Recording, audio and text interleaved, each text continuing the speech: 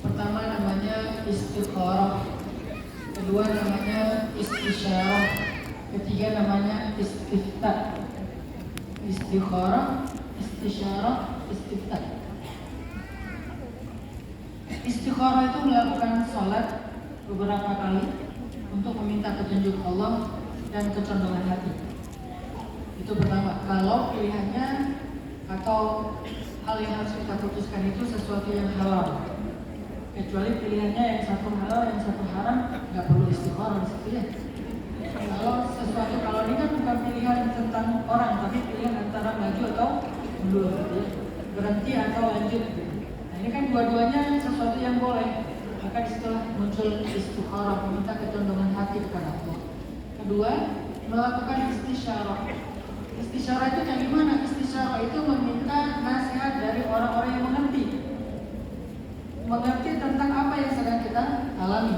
Kalau dalam hal ini misalnya Mbak Sofi misalnya bisa istisyarah ke orang yang lebih kenal dia. Makanya emang proses ta'aruf itu nggak sesederhana datang bertamu, komunikasi lewat chat, saling mengingatkan sholat tahajud yang katanya pacaran Islami gitu ya.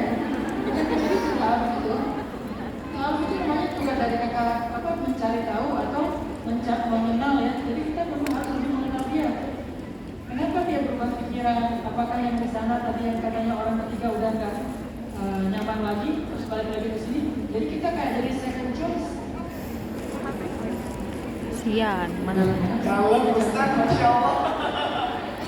Kalau kita jadi second choice belum jadi apa-apa, nanti gimana kalau ke depannya jadi second choice lagi sebagai sebuah perangai misalnya? Apakah karena itu?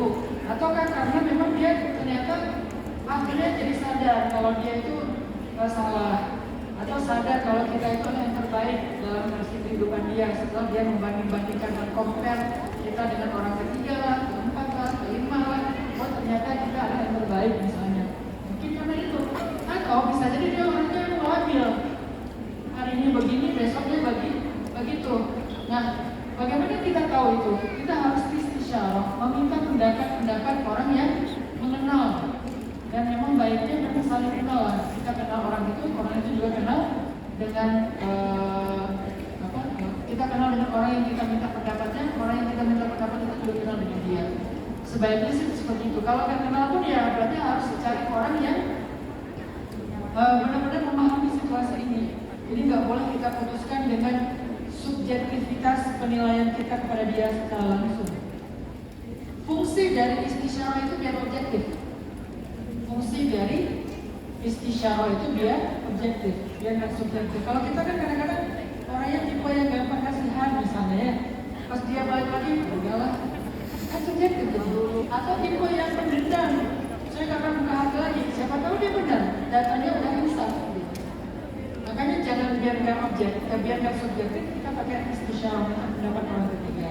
Yang terakhir namanya istiftah. Istiftah itu meminta fatwa. Kayak sekarang misalnya meminta nasihat dari ustaz, guru, ulama, kiai dan seterusnya. Itu namanya istiftah.